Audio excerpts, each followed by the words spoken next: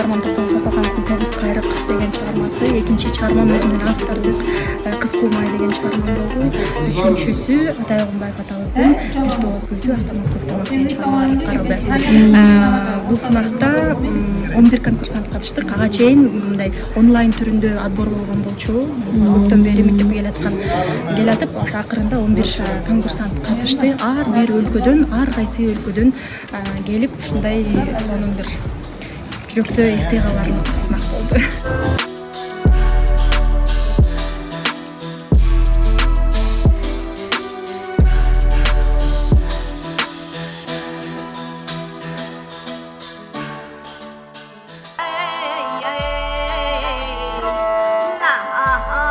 Енді рух санат конкурсына ең бірінші қатысқаныма қуаныштымын.